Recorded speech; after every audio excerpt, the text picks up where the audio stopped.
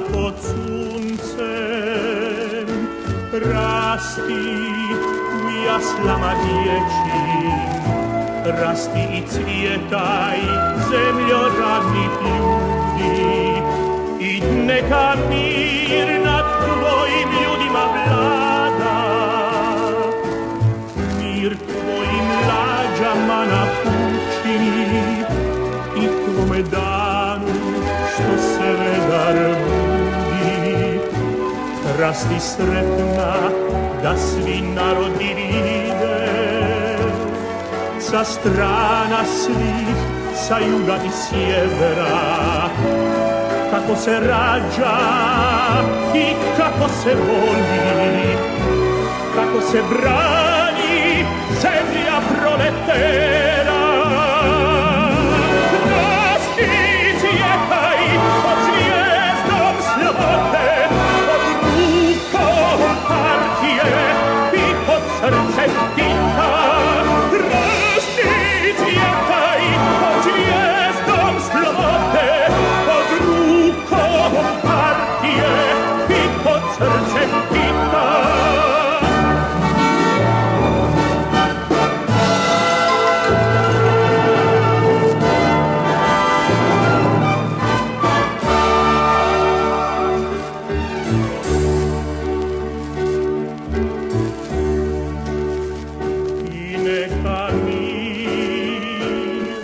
Nad tvojim ljudima vlada, mir tvom rudaru i tvome rataru, mir graditelju i tvom čuvaru, mir tvojoj sreći u vodi i u zraku, u pjesmi strojeva i u sjaju žita.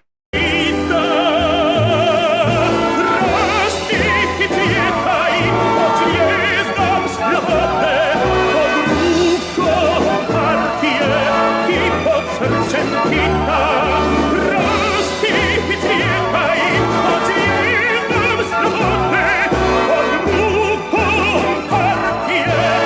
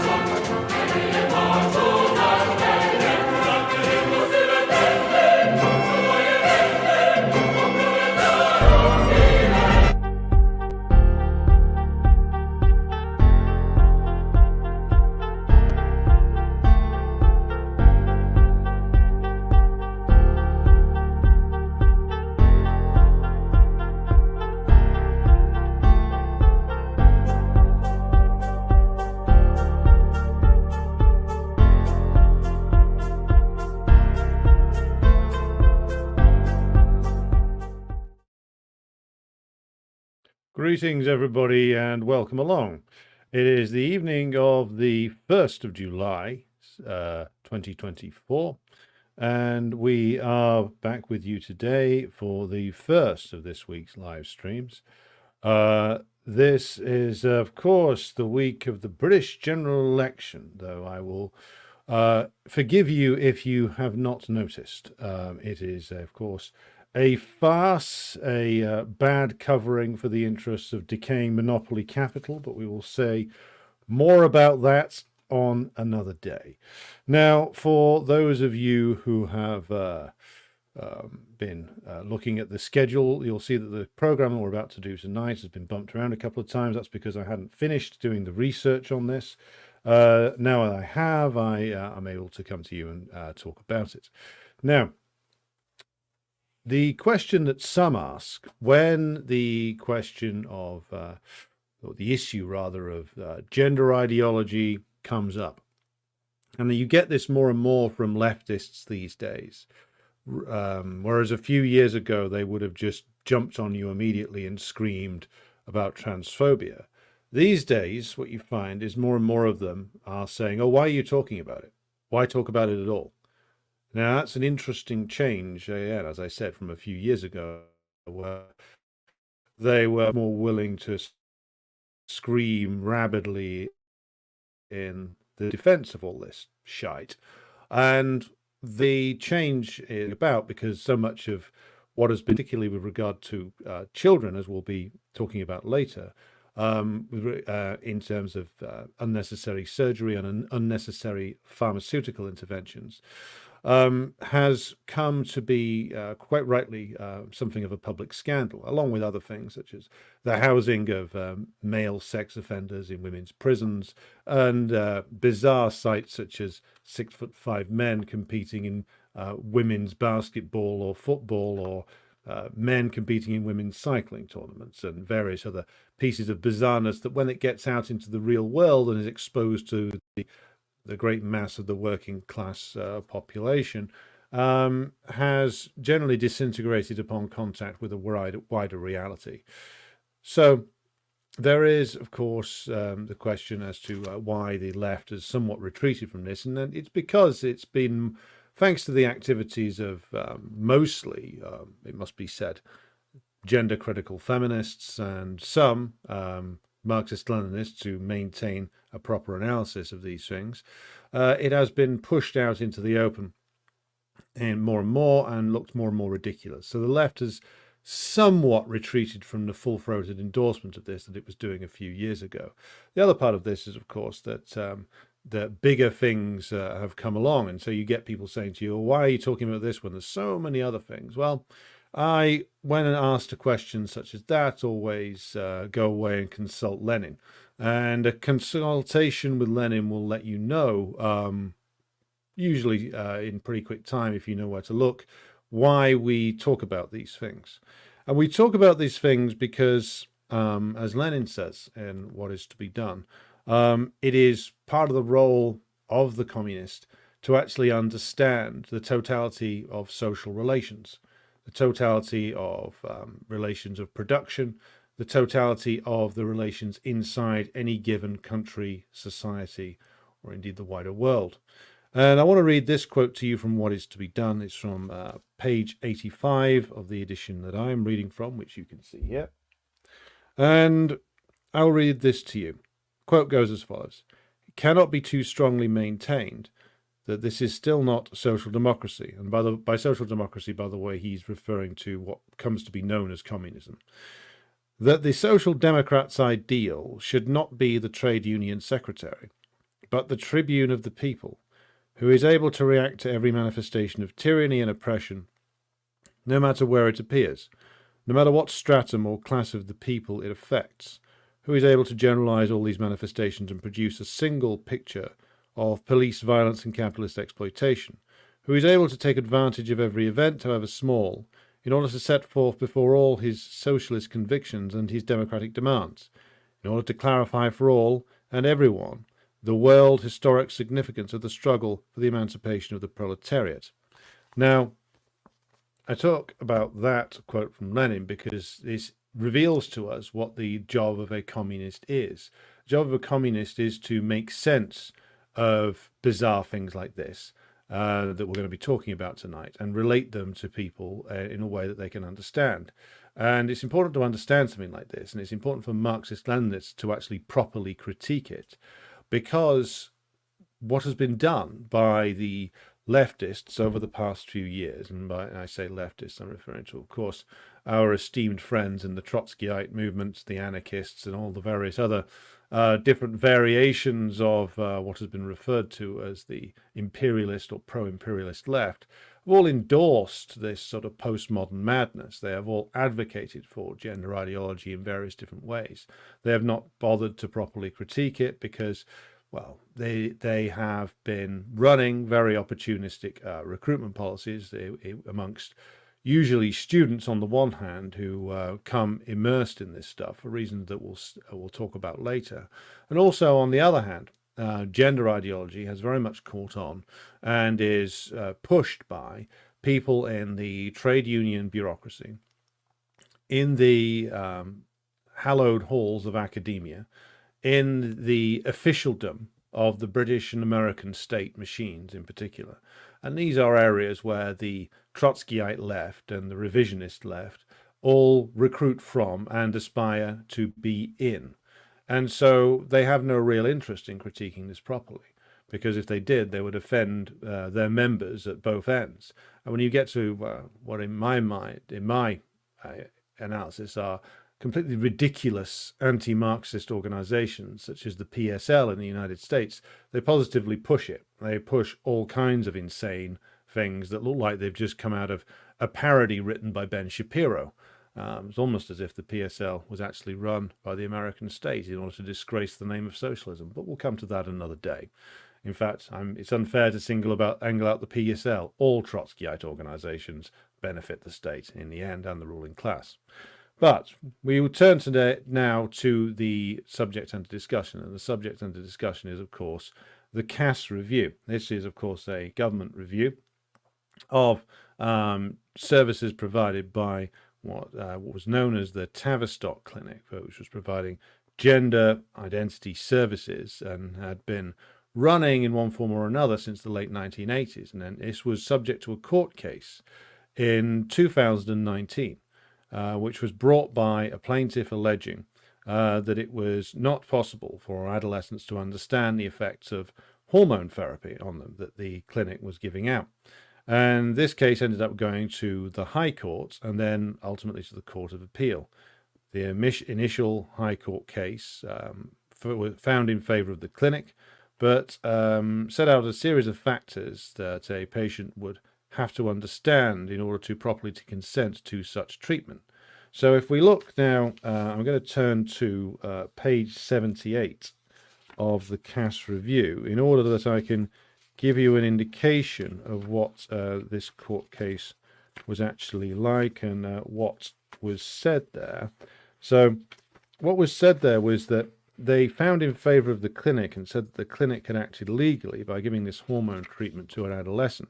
But what they also said was that they laid out a series of conditions that the patient in question would have to understand in order that they could properly consent to the treatment.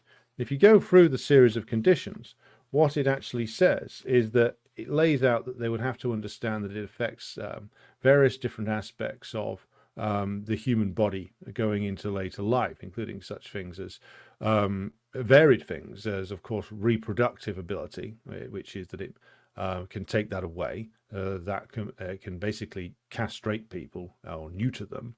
And also that it can have a severe impact upon things like bone health, muscular health. Because, of course, if, and we'll come to the what puberty blockers actually do later on in the program, if you are going through adolescence, as I'm sure you are all aware of, a large amount of hormones are discharged into the body, whether it's male or female, growing up. And this is required for properly growing into an adult. And so if you give adolescents hormone therapy or and puberty blockers, you essentially arrest the proper development of the human body. And so this is why you see a number of people who start going through these treatments early in life, prior to reaching adulthood, end up, even as early as their 20s, walking with canes and having mobility problems, because their development has essentially been chemically and artificially stunted by the treatments that they were given. And this is why when it went to the High Court, after it went to the High Court, it went to the Court of Appeal, and the Court of Appeal found in favour of the plaintiff. This was followed up because essentially the Court of Appeal, just to finish that point, agreed that a teenager couldn't possibly understand all of the complications that would come following a course of puberty blockers and hormone treatment given to them before they had reached adulthood. And I think that seems like a pretty fair enough case, to be honest. And it was followed up by a report from this government regulatory body called the Care Quality Commission in 2021, which also found the now notorious Tavistock Clinic to be inadequate. And that was a report that was issued 3 years ago. I've posted both of the full CAS review and the Care Quality Commission reports on the Telegram message board that we use to post references to for the live stream. So you can find the full documents on there. So why then do we, when we're looking at this, why is it important in terms of the numbers? Now, the numbers of adolescents and children referred to gender identity services over the last 15 years or so has really mushroomed. And it is the case that in Britain, those referred to NHS gender identity services really spikes after around about the year 2010, or goes through a series of spikes, I should say. So the review on page 24, figure 2, looks at the numbers going up between 2009 and 2016. So you see in 2009, the number of adolescent females referred to gender identity services in Britain was 15. That's a very small number. For adolescent males, it was 24. For children, that is pre-adolescent children, females, it was 2, and males, it was 10. Now, go to 2016, and you have an almost ridiculous, or it's a ridiculous increase. It's by 2016, the number of adolescent females being referred to gender identity services stands at 1,071. The number of males, adolescent males, at 426. The children, female children referred to these services in 2016, the number was 138, males 131.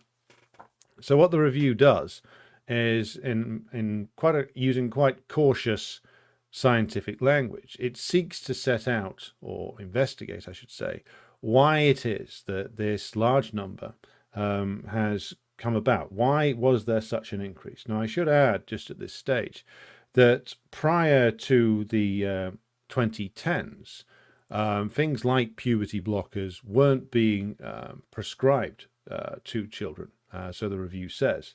In fact, from the 80s to the 2000s, what was generally being done with children who were referred with gender dysphoria to these services, these health services, was that they were going through therapy, basically, because it was decided that they clearly had some kind of psychological issue that needed to be resolved, rather than pushing them down the line of a pharmaceutical and ultimately later to a surgical intervention. So that changes for the worse, it would seem, in around about 2011, when they introduce puberty blocker so-called treatments into the NHS. So these started to be routinely prescribed from 2014, and they were prescribed to patients who, according to the review, did not even meet the original criteria for such a prescription. Now, the justification for prescribing these, according to the information in the Cass review, is that originally that they were told, and again, I'm going to quote directly from the review here, point 80, subtitled Medical Pathways. I'm going to quote directly here, and the quote reads as follows. The original rationale for use of puberty blockers was that this would buy, quote, time to think, unquote, by delaying the onset of puberty, and also improve the ability to pass as the opposite sex in later life. Subsequently, it was suggested that they may also improve body image and psychological well-being. Point 81, I'm going to continue quoting directly from the review. The systematic review undertaken by the University of York, which is a university in England which the Cass Review was partnering with to do research into this, found multiple studies demonstrating that puberty blockers exert their intended effect in suppressing puberty, and also that bone density is compromised during puberty suppression. Point 82. However, no changes in gender dysphoria or body satisfaction were demonstrated. There was insufficient or inconsistent evidence about the effects of puberty suppression on psychological or psychosocial well-being, cognitive development, cardiometabolic risk, or fertility. Point 83. Moreover, given that the vast majority of young people started on puberty blockers proceed from puberty blockers to masculinizing or feminizing hormones, there is no evidence that puberty blockers buy time to think, and some concern that they may change the trajectory of psychosocial and gender identity development. Point 84. The review's letter to NHS England, that's the bureaucratic oversight body for the National Health Services purely in England, advised that because puberty blockers only have clearly defined benefits in quite narrow circumstances, and because of the potential risks to neurocognitive development, psychosexual development, and longer-term bone health, they should only be offered under a research protocol. This has been taken forward by NHS England. Right, so what the review is saying there, again using the cautious language of research scientists, is that essentially that the National Health Service in this country has been prescribing unproven and dangerous drugs to vulnerable adolescents. That's what's essentially been done. If you're giving people something a drug that they don't fully understand, which they may well have been sold, and we'll come to how they've been sold it later, as some sort of wonder drug, but which is actually going to essentially have a very severely negative impact upon their health and afflict them with a wide range of health conditions not just in later life, but quite soon after this course of treatment has been taken. And this has been something which has been pushed consciously by various different interested parties, including charities or NGOs, if you prefer, both inside the NHS and in what is laughably referred to in Britain as civil society. And so, again, that's the cautious language of a scientist there. So, but the actual reality is unmistakable, which is that they've been wrongly prescribing things to adolescents, basically. So the review then goes on to look at things such as, well, why is it that the numbers I outlined to you just a moment ago have increased as much as they have? Why are so many teenagers seeking out these gender identity services, and why are so many being pushed down the route of pharmaceutical interventions? And the review does attempt to do a comprehensive overview, including biological and social factors. And I will read to you now from it's page 117.8.23. And again, note the cautious language being used all the way through this. And this is the summary of their biological evidence. So, point 8.23 reads as follows. For children and young people with gender incongruence, innate or biological factors may play a part in some individuals in ways that are not yet understood, and in others, psychosocial factors, including life experiences, societal and cultural influences, may be more important. Since biological factors have not changed in the last 10 years, it is necessary to look at other possible reasons for the increase in referrals and the disproportionate representation of birth-registered females. That just means females. So, again, cautious language, but we can pretty clearly unravel this and explain it further. So between 2009 and present day, or to use the example from the graph provided in the review 2016, there was no drastic biological changes in the makeup of children and adolescents.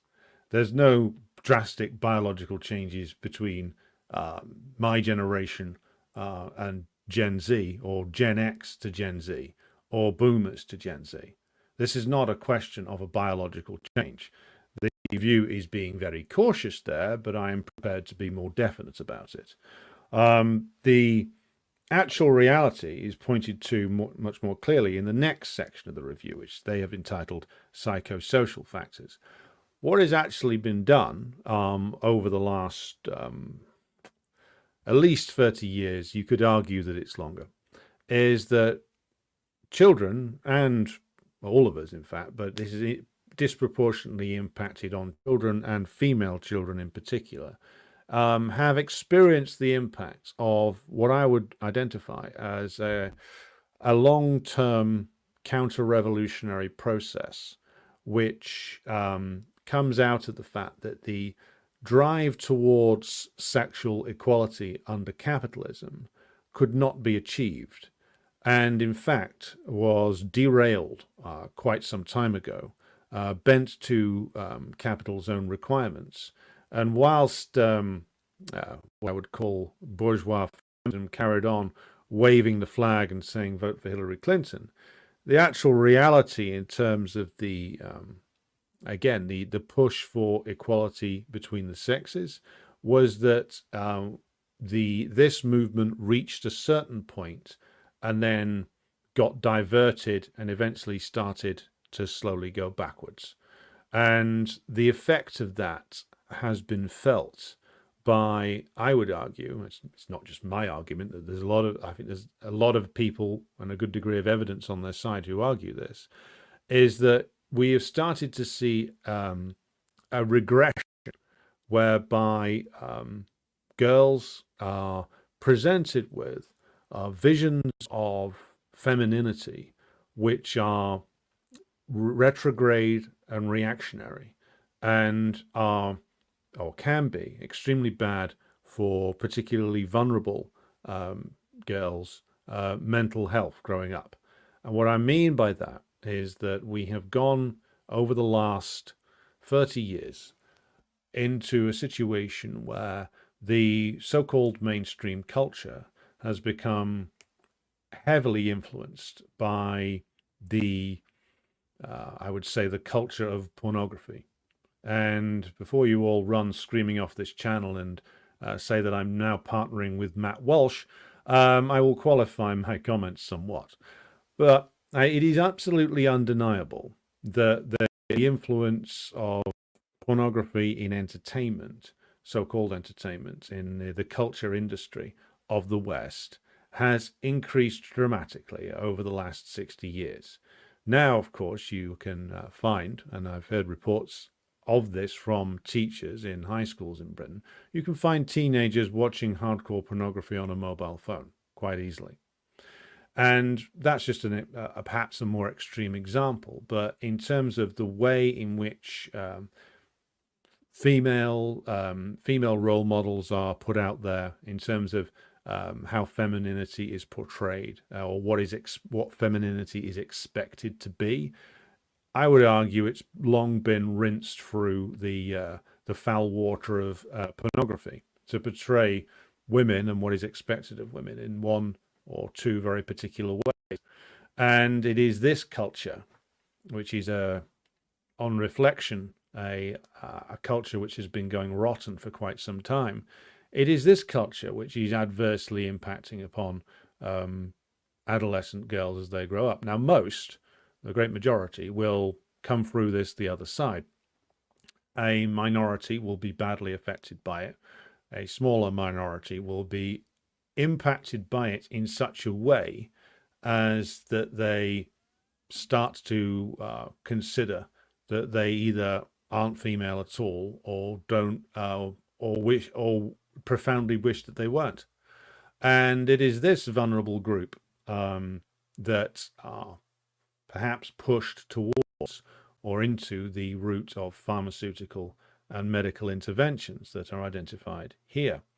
Add to this the ongoing issue, because even though you have pride flags everywhere, you still have an ongoing issue where teenagers of both sexes are still, of course, perhaps a minority of them now, but still a sizable number, will be uncomfortable if they are showing signs of homosexuality in either sex.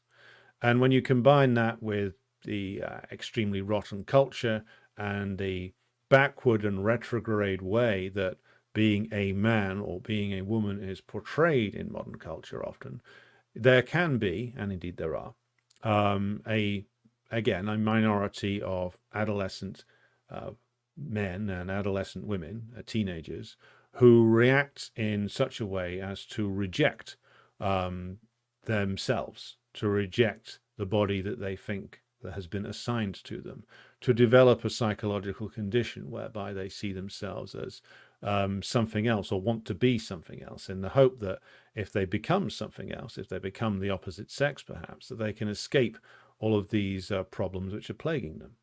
And with regard to this, this has become more common, though it was there in a tiny number of cases, even as recently as 2009. The number of cases of this was tiny, but it's blown up because of the accessibility of, again, a rotten culture literally pouring out of your mobile phone, which most teenagers have now, but also peer pressure, as the review identifies.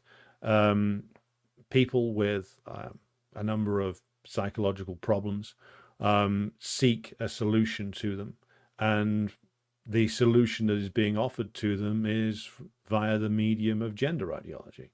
And so for those who don't quite fit, and there are always teenagers, many teenagers of both sexes, who feel like they don't quite fit. In fact, adolescence is a profoundly awkward time, but I think it's fair to say it's something that's much more awkward for females rather than males. But with regard to both sexes, there are always those who feel like in an adolescence they do not fit into any setting that is around them. And for them, as was noted recently on the Red Femme podcast, which I would recommend everybody also listen to their analysis of the Cass Review, they made an interesting point which says that when you're presented with a culture to which you do not feel like you will ever belong, then becoming non-binary or going further than that is something which a number of teenagers might see as an escape route.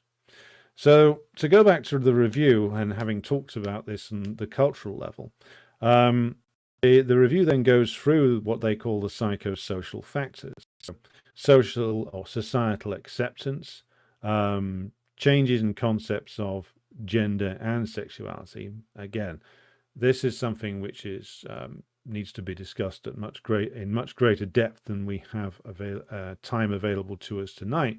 But I would say that one way you can see in which that the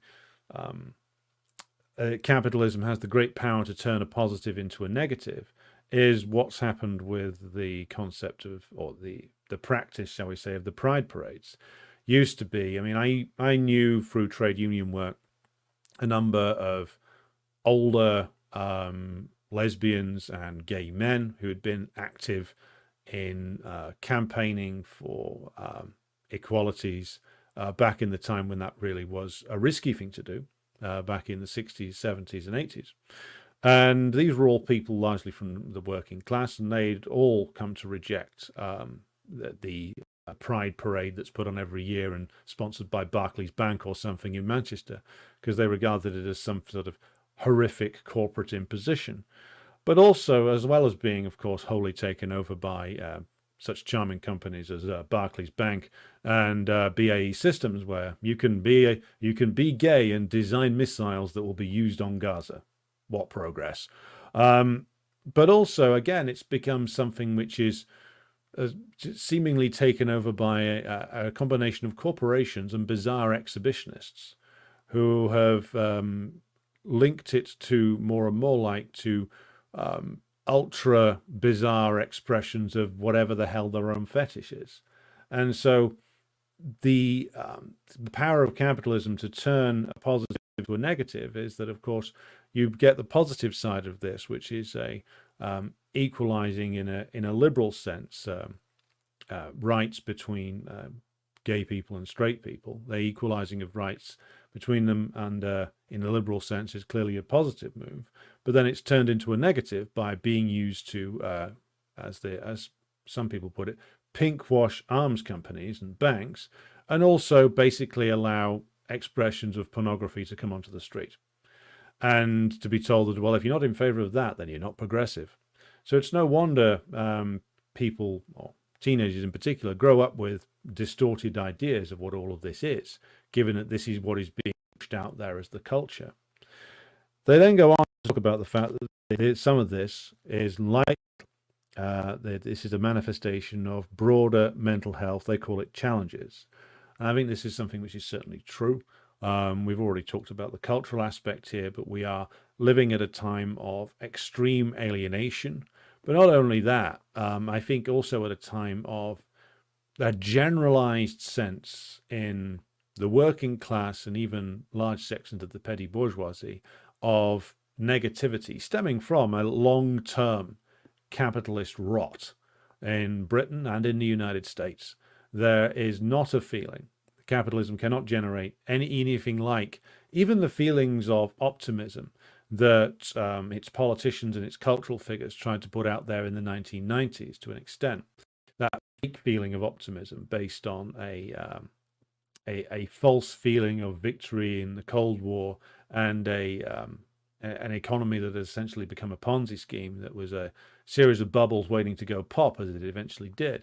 But certainly ever since 2008, there has been, quite correctly, a pervasive sense of negativity stemming from the fact that there is no growth anymore. The political figures can only express to you that things will be bad for a while, for a long time, but they will be less bad with me. That's Rishi Sunak's campaign slogan. Or, I've got a plan that will essentially make sure that they're slightly less bad with the Labour Party, Keir Starmer's slogan. Change, but not to anything meaningful. And so when you have a situation of pervasive negativity, of a feeling like society has become completely stagnant, a feeling that quite based on very real material circumstances, that bringing children into the world is something which is both expensive and not worth it because the world is only getting worse.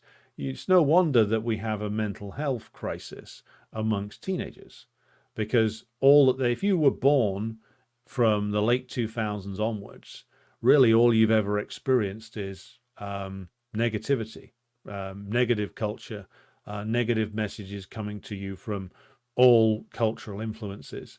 And so it's when you think about it that way, it's not a surprise that a minority look for extreme ways out of that and find it via pursuing pharmaceutical interventions, as I said.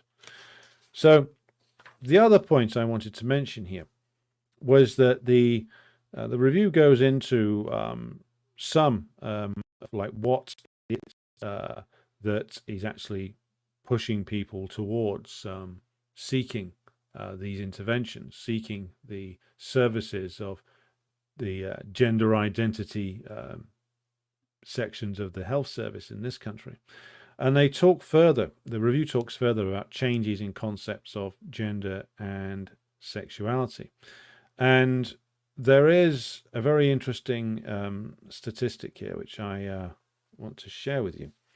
And this is from point 8. This is page, I believe it's 118, point 8.3 here, where they talk about changes in concepts of gender and sexuality. So I'm going to read to you most of the points on this page because I think it's important to actually go through this. So changes in concepts of gender and sexuality, starting with 8.27. And quotes read as follows. The relationship between sexuality and gender identity is complex and contested. A transgender identity does not determine an individual's sexuality. However, in the context of the review, it is important to consider the relationship between sexual identity and gender identity, given that sexuality contributes to a person's sense of identity. Both may be fluid during adolescence. In the original Dutch study of 2011, 89% of the 70 patients were same-sex attracted to their birth sex, with most others being bisexual.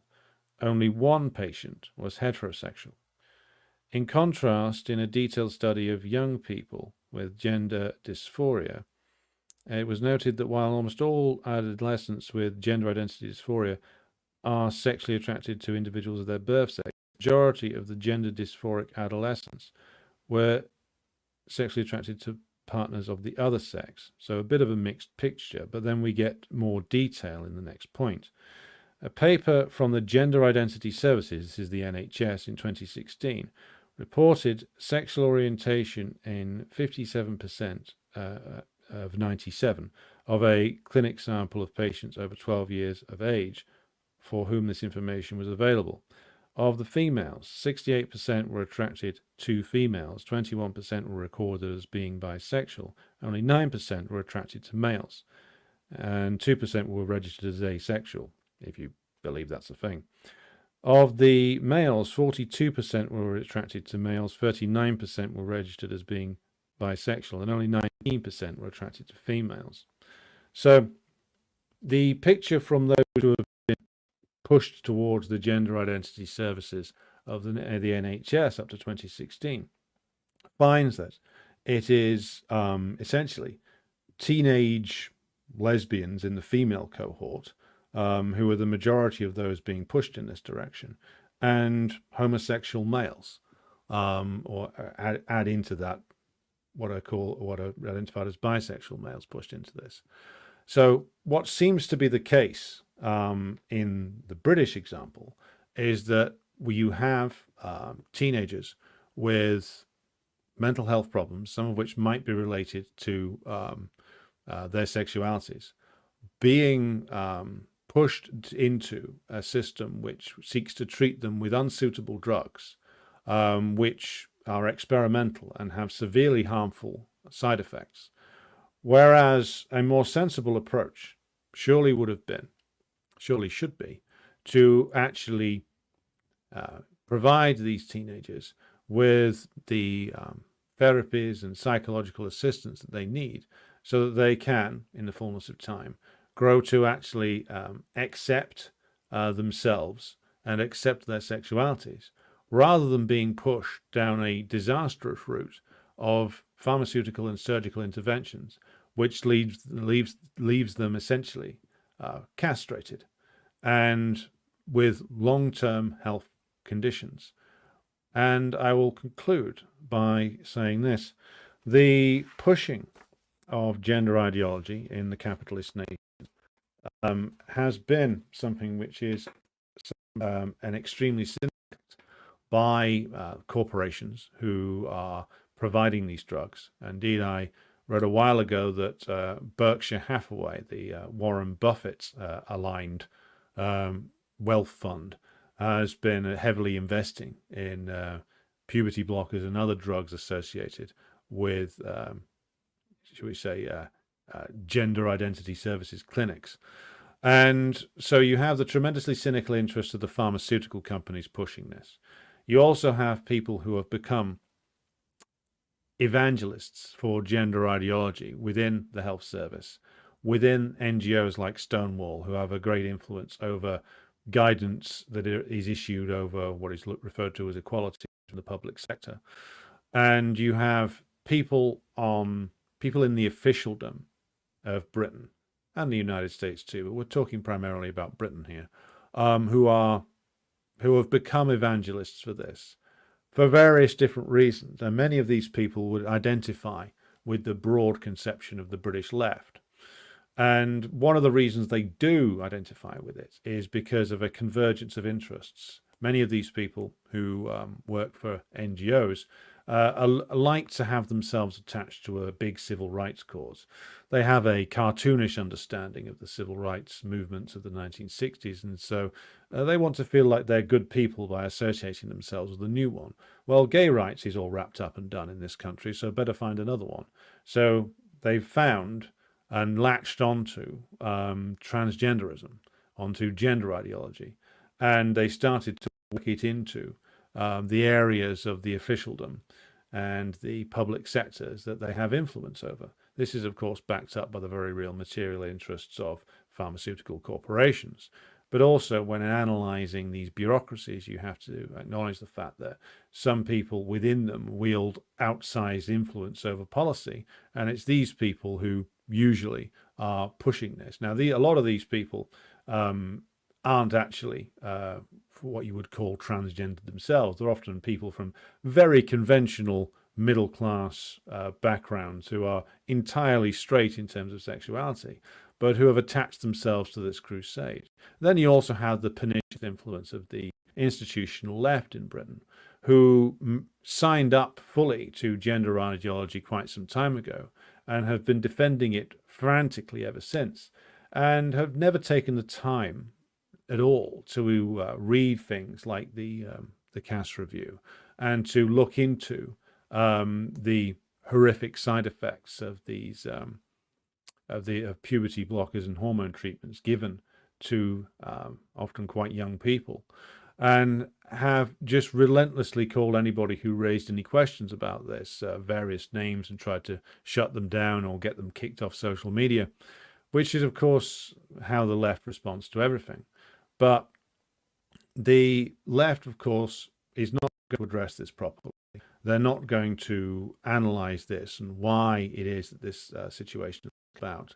And they're just going to try and move on. As all the people who reply to you online when you post something about this, well, why are you posting about this? There's more important things to do. No, to return to Lenin's point, you have to be able to analyze these things and put it into the context of the world in which you live, into the context of class relations, into the context of decaying monopoly capital and the rotten culture that it breeds.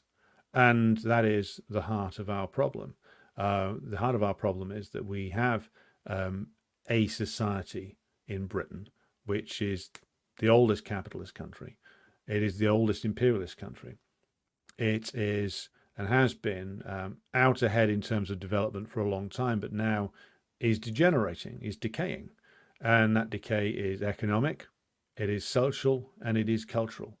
And it is that culture which is promoting mental health crises amongst teenagers and pushing some of the most vulnerable of them towards these dangerous types of pharmaceutical and surgical interventions. And so with that, I will conclude my remarks on this and take questions from those who are attending. Right.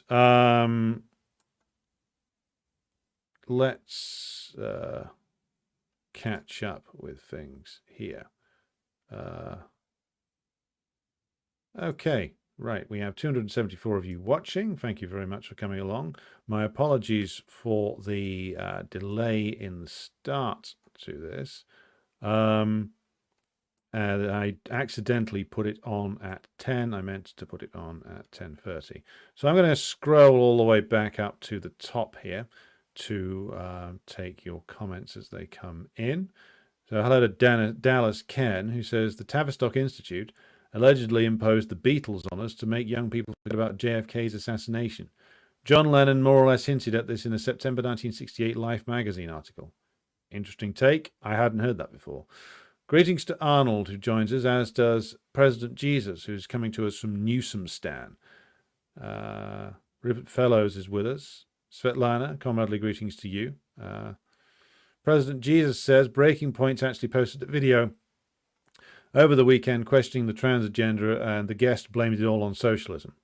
Well, of course he did. Aided and abetted by the PSL, of course. Tim Gray says, if sex is determined by biology and gender identity is constructed by societal norms, surely it is these constructs we need to examine. Which is, yes, which is, I think you're getting towards the truth there, which is what being a man means and what being a woman means is something which is going to, of course, change over time, because it's associated with your different roles in production, as Engels goes through in Origin of the Family, Private Property and the State. What typical male behavior is under socialism and what typical female behavior is under socialism, these will be different concepts. These will be different understandings as to how we've come to understand them with capitalism. And we have examples in the 20th century of how the behavior of both sexes changes and markedly improves under socialist systems. Good evening to Zuleika, who joins us. Paul Mason is with us. Good to have you with us, Paul, as always. Maybe you'll come over to our side at some point. You're working on your golf handicaps, getting it down to that of Joe and Donnie. Well, let us know how the golfing goes. I believe it's compulsory for MI6 to play a round every Tuesday. David joins us from Gwynedd. Mark S. is with us, as is Hello Hi, as is Marius. Luca is with us. Steve Choate is with us. David Greenwood joins us from West Yorkshire. James Graham is here, as is Zain Mudassir. Potted Rodent is here, as is Abolished NATO, and Elizabeth.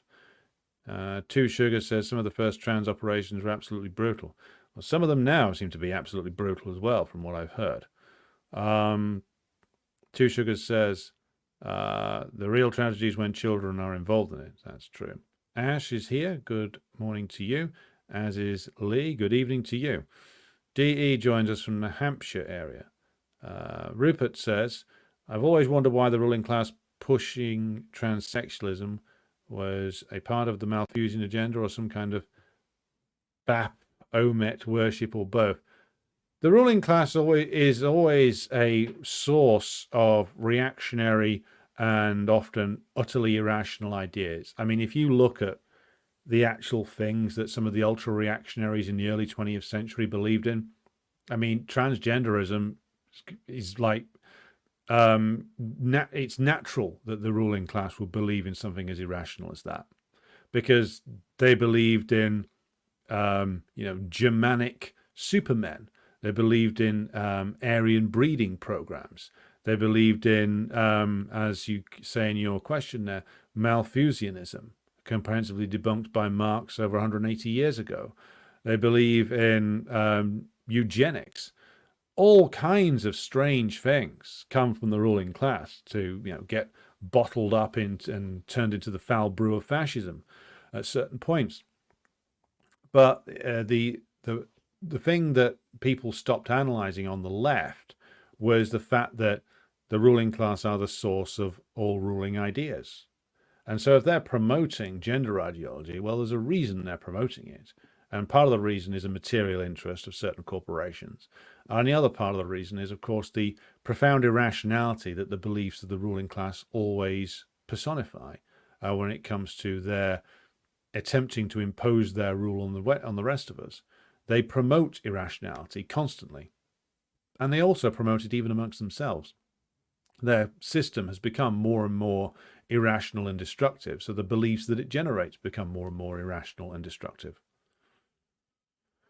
Abolish NATO says, will Biden bring back Negro baseball leagues to win more votes? I believe that's part of his comeback speech. Good evening to Jerry, who joins us. GDR DDR says, gender ideology has replaced religion in the West and has been pushed harder than any ideology in 40 years. Well, it's certainly replaced the Church of England. I don't know. I think it's probably different in the United States. Picture with religion differs slightly, but where you have a gap in ruling class belief systems where Christianity used to be.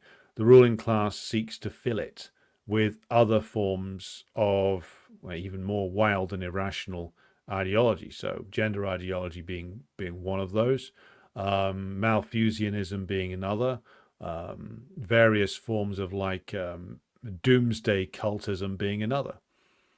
Ash says, although the transgender is slowly unraveling, I am taking baby steps when talking to people. The Australian version of Tavistock still claims puberty blockers are reversible. Well, they're very much not. Again, this is pretty clear by now. But again, there seems to be a real level of dishonesty from those who are practicing this. I read it in the review mentions at one point that the NHS gender clinics refuse to cooperate with the review, which is interesting, given that it's supposed to be an official review. I don't see how part of the health service can refuse to cooperate with it, but apparently you can. Bear in mind, the health service in this country is very, very fragmented now. So you'll have people with bureaucratic empires which they will want to defend to the death, regardless of how much it costs patients. And if they think that some review is going to cost them some of their bureaucratic empire, they won't cooperate with it.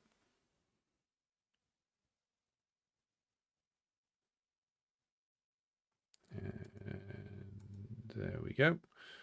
Right. Good evening to T.G. Wilson, who joins us. Mr. Chopin says, greetings from Kansas. Question. Someone on the RCP YouTube video mentioned that Marxism is an ideology, which I'm dubious about. Is Marxism an ideology? Well, if you're watching the RCP YouTube channel, it's no wonder it's confused. Look, Marxism, well, let's give it the proper title here. Marxism-Leninism is a doctrine of scientific socialism. It is the Marxist method is a scientific method for analyzing social economic relations, for analyzing the totality of relations within a society, and to be able to do that again using a scientific method. So that's the way I would describe it. Describing Marxism as a Marxist ideology, I mean that's liberal stuff. And if the RCP who are trots are promoting it, I'm not surprised that they're promoting it like that, because the RCP are a state-run operation that is designed to discredit Marxism, as all Trotskyite groups are.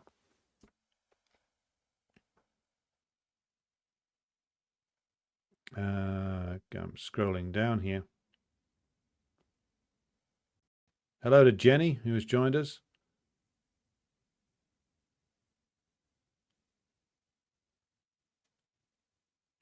I'm scrolling down again.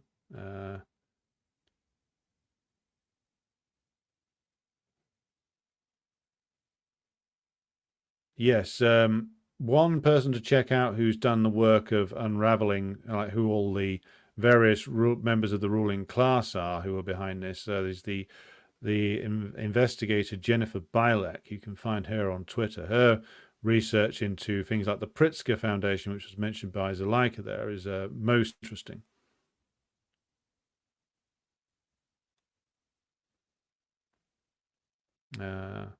Abs Stephen says, it's interesting because the transgender issue is overwhelmingly a male to female issue, but the report presents it as the opposite. Well, the report presents the figures that are available in reference to those who are accessing the services of the NHS in this country, and it's dealing with adolescents who are seeking pharmaceutical interventions and being referred to these what's referred to as JIDs. And that number, it surprised me that it was there was as many adolescent females on there as there was in terms of the numbers being recorded. I wasn't aware that the numbers were going to be as high as they are, but that's where things stand. It was a genuine surprise to me.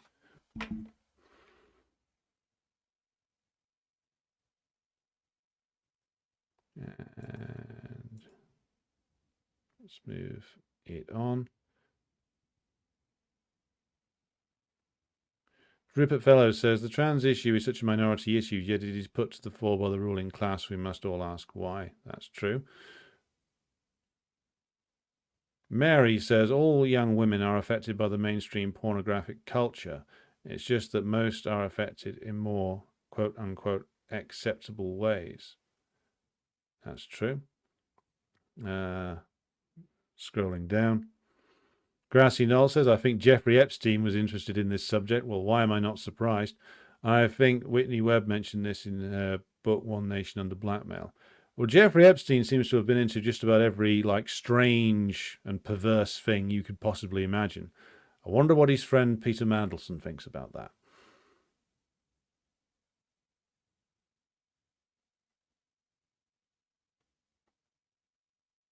Two Sugar says, children are not developed to make such decisions. Their brains' prefrontal lobes are literally not developed. Yes, and it turns out if you block the proper physical development of a child, they turn out to have vast problems in later life.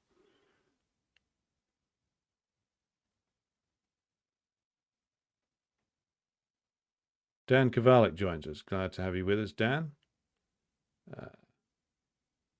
Zain Mudassir says, most of the left is afraid of being attacked by liberals, so they play nice. I think it's more that the left is represented heavily in areas such as academia, trade union bureaucracy, and the state officialdom. And the way in which that affects them is that they go along with every craze that afflicts that particularly irrational layer. And they also spend an awful lot of time recruiting from students who, again, students at many universities overwhelmingly come from petty bourgeois backgrounds where there's always an element of irrational bullshit in their beliefs when they come to university and when they go for university. I speak as somebody who practiced a lot of irrational bullshit when I was that age myself. I was an anarchist for a while, if you can imagine that. And because they recruit in this opportunistic fashion, they end up with large bases in their parties of people who believe in all this stuff. And so they face the situation where they can either confront it and risk losing loads of members, or they can just let it slide, like organizations like the PSL have. In the PSL, I think those older people at the top of their organization don't believe in it. But because they're such opportunists, they recruit people on the basis of it. And they never confront the contradiction. They never have the debate because they know they'd lose hundreds of members if they did so, who would just walk out and have a hissy fit. But again, like you recruit in a completely opportunistic fashion. You don't confront the issue. You end up with an organization that is captured by a cult and turned into an absolute mess.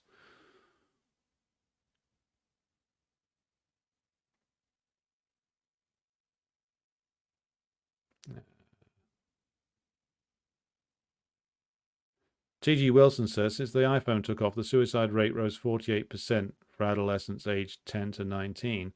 For girls 10 to 14, it rose 131%. Well, I don't know. I mean, that's a statistic which seems remarkable, but again, perhaps unsurprising. Please do post where you got that from. I would like to read further about it. Marius says, I think a huge factor is that a very disproportionate number of leftists don't have families or children and don't even think those are good things to have. They are indifferent to children's rights. They are indifferent to children's rights, Marius. You are correct. I would say also, though, I mean, a number of people who push this in the officialdom are actually people who are in conventional straight relationships who do have children. I think the point about a lot of them is that you can argue about whether they care about their own children, but let's assume for a moment that they do. They don't care about anybody else's, certainly, and they certainly don't care about the children who are the most vulnerable. That's crystal clear. Because a lot of leftists in Britain, I know it's the same in the United States where you are very petty bourgeois, quite well off, utterly disconnected from the working class. And you got this same thing. It's a different situation, but it's a related situation with the various abuse scandals that went on in Britain involving various gangs of men, some of them Asian, some of them white, but it was the Asian ones that were highlighted by the likes of our old friend Tommy Robinson, or Stephen Lennon, I should say, actor and professional provocateur and agent of the state. But the reason why, again, like these girls were targeted by grooming gangs in very poor working class areas is because these girls were from the bottom rung of the ladder. They were from the poorest sections of the working class or lumpenized areas. And so it was very easy for these perverted men to prey on them. And the authorities didn't give a shit. And they didn't give a shit because, again, because of the social position of these children. And that's has always been the case in Britain. It has been the case in all the major advanced capitalist countries. Bear in mind also that Germany, modern day Germany, is the successor state to the to West Germany, the Federal Republic of Germany, where they used to foster children with known paedophiles. So again, these are the kind of systems that we're talking about here.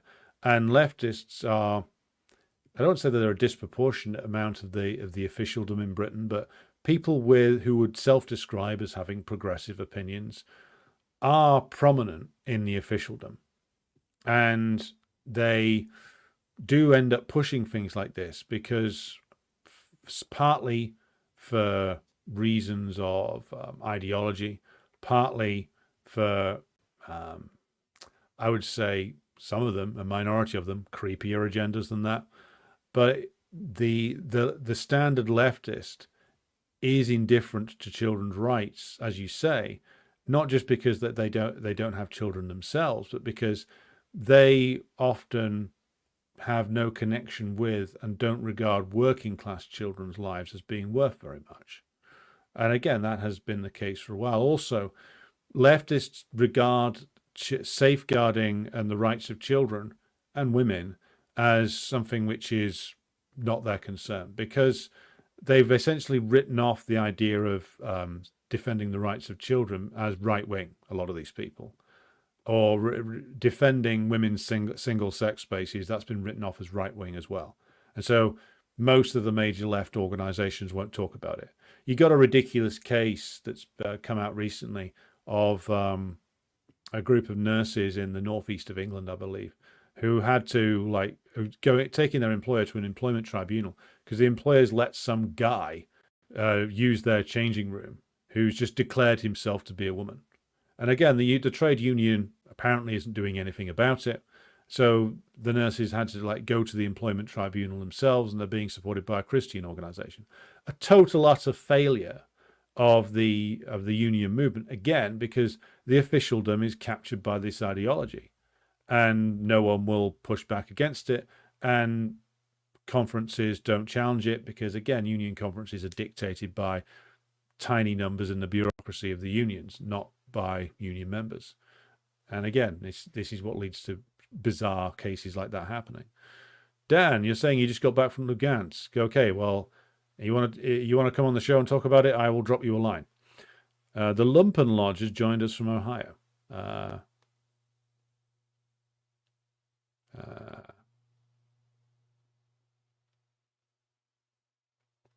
Marius says it's beyond just profit motives for Big Pharma, although that's a huge factor. I definitely think the ultra-rich are promoting depopulation as part of their degrowth agenda. You know what? I'm going to come back to that because there is something in what you say, but I slightly disagree with the way that not just you're putting it, but other comrades have put it too. So let's park the degrowth issue and come back to it because I think there's a lot more to say on that.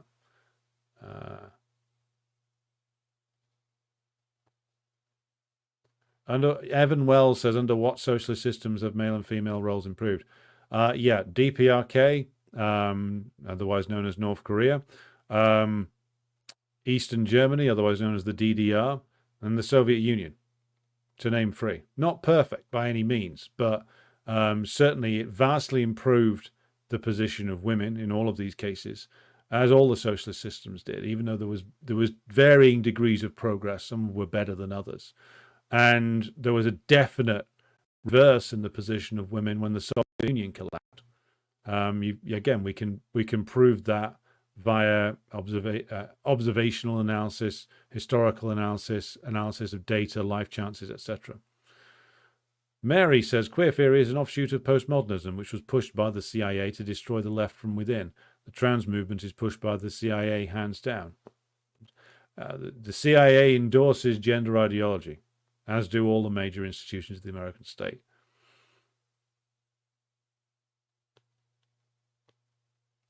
Mary says pornography is reactionary because hedonism is reactionary. That's why every form of entertainment pushes some form of hedonism. And that is exactly correct, Mary. All entertainment under capitalism pushes the idea of what I would call a temporary release, a temporary moment of transcendence, putting it in hippie terms. You attain, by listening to the music, by drinking a large amount of alcohol, by taking certain drugs, you attain a temporary moment where your physical and material reality is transcended. And that's the same as what is offered through pornography or pornographied entertainment as well. You can extend this to an analysis of transgenderism, which is that what that offers is to permanently transcend a material reality which individuals are rejecting for various different reasons. And so, yes, your point is a very valid one there. Zain Mudassir says, progressives loved eugenics until Hitler took their ideas. Yeah, after him, it got a bit embarrassing to be in favour of that. But we should note that people like George Bernard Shaw were all into eugenics back in 20s and 30s. H.G. Wells was as well. And these were all people who described themselves as socialists. So it wasn't just bitter reactionaries like Hitler or Churchill who were into this. Perhaps that's an example we can draw upon as to understand our current situation. Ash says that the left cannot resist their narcissistic tendencies. We're doing offensive things like drag shows for Palestine. Well, those shows aren't for Palestine. Those drag shows are for themselves. They would be doing that anyway. They just stuck the latest thing on it and disgrace the cause and themselves by doing that.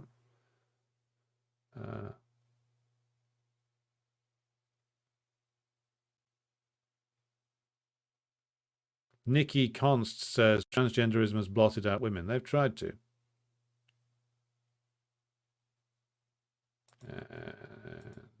There we go. There we go. I'm just blocking and banning people as I go along because I knew we would get an accompaniment of cranks joining us, and I would invite all of these people to go and join the Socialist Workers' Party. That clearly is the place to go for you. Songs 4K has joined us. Good to have you with us. Tim Gray says, I came across far more young women who were clearly on the autistic spectrum transitioning than men whilst working in higher education. Interesting. That seems to confirm what the figures in the report said. The Lumpen Lodge says, what are your thoughts on the Socialist Equality Party? They seem less identity politics obsessed than the PSL or CPUSA for being a trot group, and PSL and CPUSA are supposed to be ML. Yeah, I mean, the thing about, the SEP are the descendants of Jerry Healy's Workers' Revolutionary Party. They run, or they're heavily aligned with the World Socialist website, which occasionally has some decent articles on it. It's also got some absolutely insane stuff, like their approach on COVID was basically just to agree to every single thing that Justin Trudeau would do. So they suffer from wild, irrational nonsense, just the same way that the PSL and CPUSA would. They just have different things that they're wild and irrational over, I would say. I would need to, if you want a more thorough critique than that, I'm thinking of doing a program on American Trotskyism and by examining the programs of the PSL for a start. I can throw in the SEP in there, Lumpen Lodge, if you would like me to. Two Sugars says, every film and TV show has a porn scene nowadays. I think you're largely right. Good old Paul Verhoeven was a bit ahead of his time on that one. In the past, the bedroom door would close, but the viewer would know. But now they make sure we know. That's a good point. Pornographization of so-called mainstream entertainment. You go and see like a PG-13 movie and have basically a porn scene in it. Something would have been regarded as something that should have been on, like, I don't know, late night cable subscription only TV 30 years ago. Ash says, I think recent comments by David Tennant, oh God, this twat, highlight a sad reality that parents who trans their children will continue with the delusions as admitting they harm their child will be too painful. Yes, you're completely right about that. I would also say that actors and anybody and people in the entertainment industry are some of the most fucked up people in the world. I knew a number of actors all the way back at university, and these people combine a degree of narcissism, which is ridiculous, with a degree of stupidity, entitlement, and false pride, which, when you combine it all together, makes a uniquely unappealing individual. And if anybody is watching and is an actor and is offended by it, I am not sorry.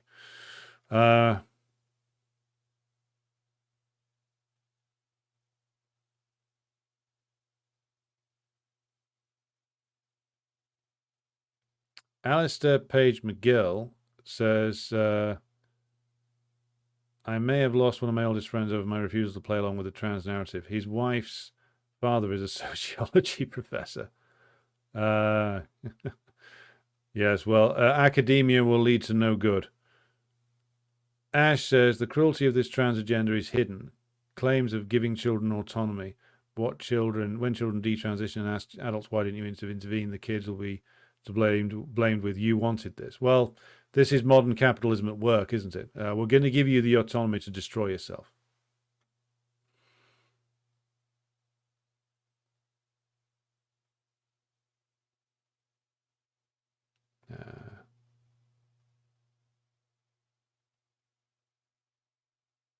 Are the PCF in France actual communists? Parti Communiste Français haven't been communist since World War II. They became more and more, they took a social democratic deviation in probably immediately after World War II and never recovered from it. The Khrushchevite revisionism only speeded up the process, but they've been revisionists and reformists for 60 plus years now.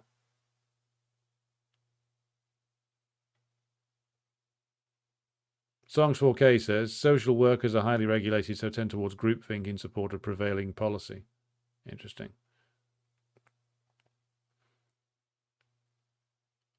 Lucas says, interesting question about Marxism and ideology. My definition would be that Marxism-Leninism is the worldview of the Communist Party. Its method is dialectical, and theories are historical materialism, Marxist political economy, and scientific socialism.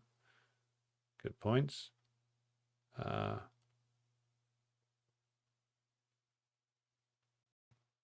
Ash says, also having children means you cannot be an individualist anymore. Well, it should mean that. I've seen many examples where it didn't, though. I agree with you that that's what it should mean. Plenty of examples to the contrary.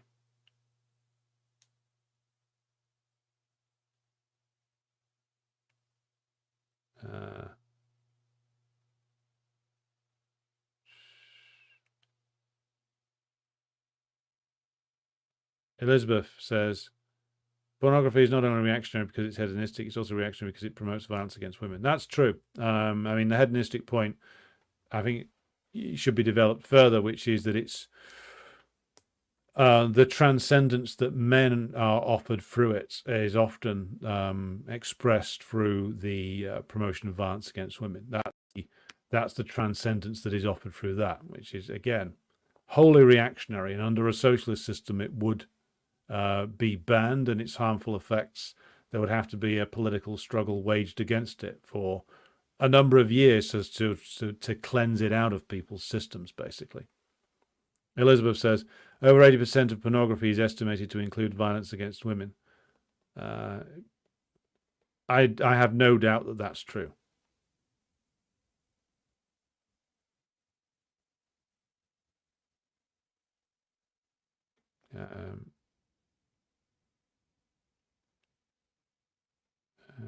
Scrolling down. Okay.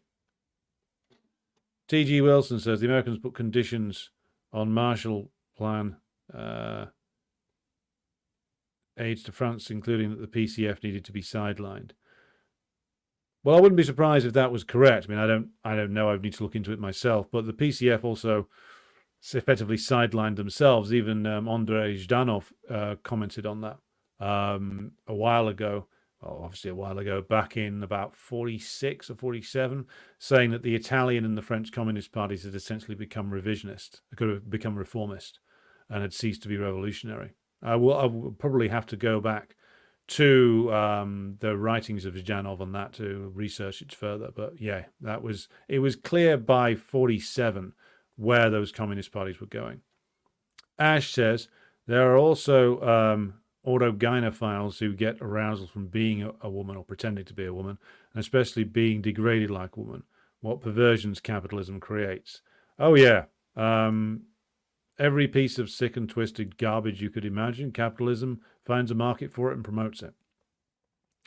Cobra Commander says Trots didn't read the theory. As long as they stay quiet and do praxis, we don't have a problem. But Trots love to cause problems and split parties. They're known for it. That's their purpose. That's why the state promotes Trotskyism.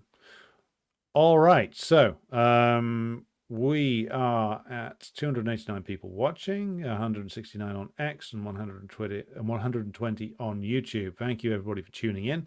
I hope you can join me again tomorrow at the earlier time of 7:30, when I'll be looking at the next part of the book by Stalin entitled On the Opposition, and we'll be looking at the classic text from 1924 entitled Trotskyism or Leninism. I hope you have found tonight's program to be interesting. Certainly it was an interesting and disturbing experience researching this, and I hope you read further into the subject. Be sure to read the material that my party's published, CPGBML, Critiques of Gender Ideology. You can find on the website and in pamphlet form. Again, thank you to everybody who's watched tonight. Thank you to everybody who supports the program on Twitter. It is just over now 1 year since I started doing the live streams. So I'll be doing a special program on Patreon pretty soon, looking back at that and talking about some plans for the future. Again, thanks to everybody who supports the program on Patreon and buy me a coffee. If you want to take out a subscription, that'd be great. If not, be sure to like and share the stream. I will be back with you again tomorrow. So until then, I bid you good day.